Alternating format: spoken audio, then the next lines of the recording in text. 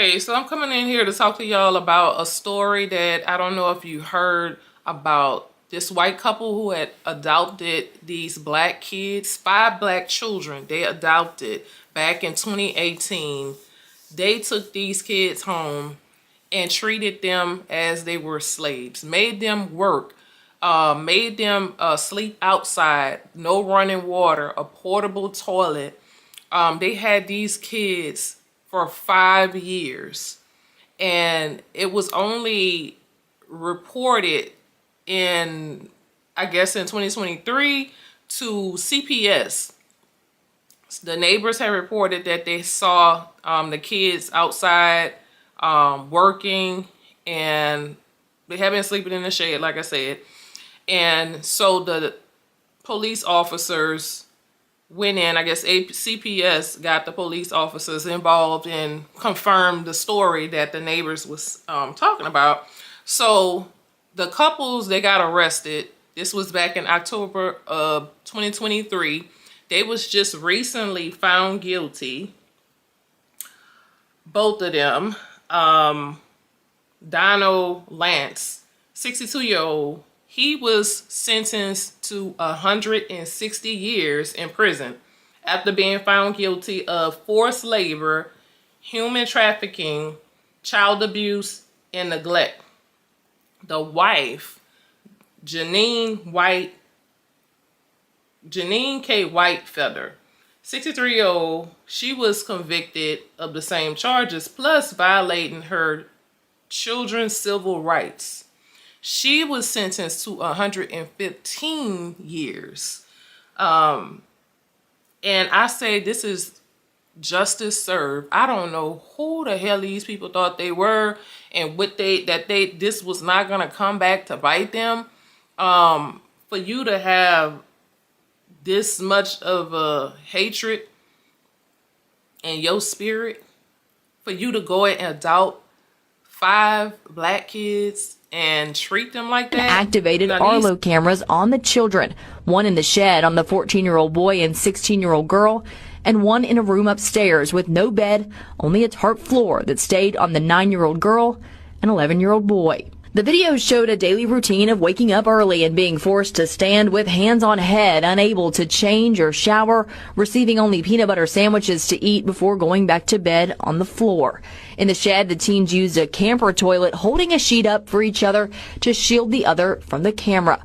Lieutenant Pyle said she first began hearing about this in August before the shed discovery, but testified could never quite get a hold of a CPS worker to follow up. There was a contact made with a worker once, but there was no further contact to coordinate going and making a visit to the residence together. The jury saw days of video the Arlo camera saved, including the moments deputies busted in the door on the shed on October. Lance and White busted in the door on the shed on October 2nd. You're okay. You're not in trouble. You're okay. The children were turned over to Child Protective Services, and when Lance and Whitefeather got back with 2 of the children that night, they were later arrested. But that was just the beginning of their charges and the investigation. On Friday, the jury got an inside look at Whitefeather's cell phone. This included text messages between she and Lance where they referred to the kids as monkeys and pigs. Often Lance would describe physical punishment where he said he, quote, knocked one of them. We saw one text where Lance said, quote, somebody didn't say thank you, and his sandwiches disappeared. We also saw more video from Whitefeather's phone from their time in Washington that also showed yelling and physical abuse from Lance. A finance expert from the West Virginia Fusion Center, Alyssa Ledbetter, also took the stand on Friday. She broke down the adoption payments Whitefeather and Lance received from Minnesota. She said in total of what they analyzed from 2019 to 2023, the two received about $318,000 in adoption support payments, but she testified this didn't tell the whole story.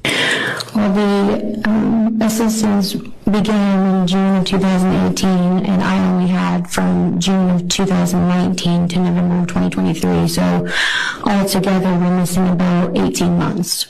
All of this leading up to the most harrowing testimony so far on Friday afternoon from someone who lived it. We are not allowed to film or record the victims who will testify in this case, but were in the room as the teen girl, now 18, but 16 at the time, shared what her life was like both in Washington State and in Sissonville.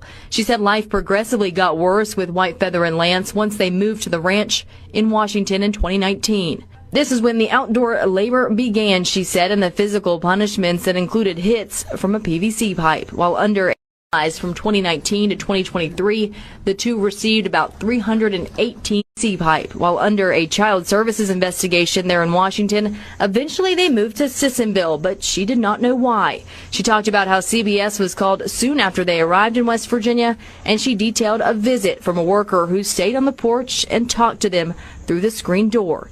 The teen testified she was not honest with CPS because Lance could hear her from where she was standing. Eventually, she and her teen brother, who has several mental health disorders, were locked in a shed in August of 2023. She said she went without a shower for 2 months and never changed clothes. She went from sleeping on a mattress to the floor with a sleeping bag. Her brother slept on the concrete floor with only cardboard at his head. She said she was forced to be his babysitter, but testified he was never the dangerous, violent kid that Lance and White Feather made him out to be.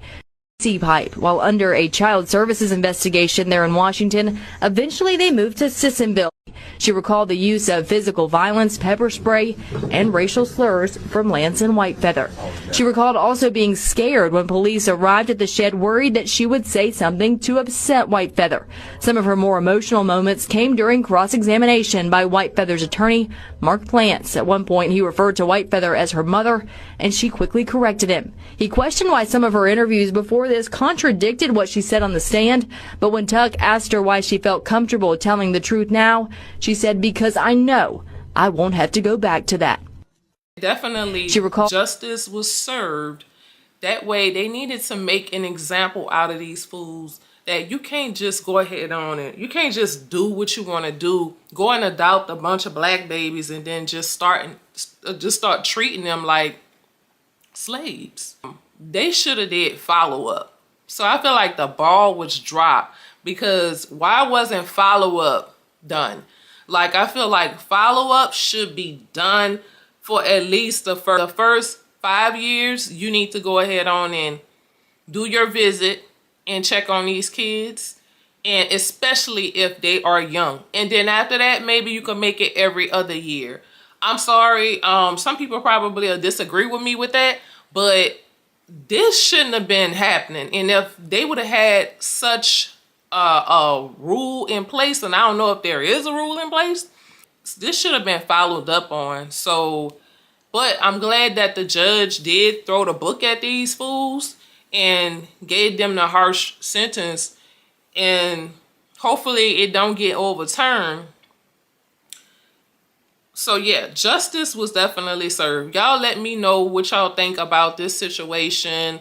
Comment if you have firsthand knowledge on like what's the adoption process like after couples do get children. What is the process on, you know, do they go and visit them, the kids, for how long? So anyways, thank y'all for watching. Comment, rate, subscribe.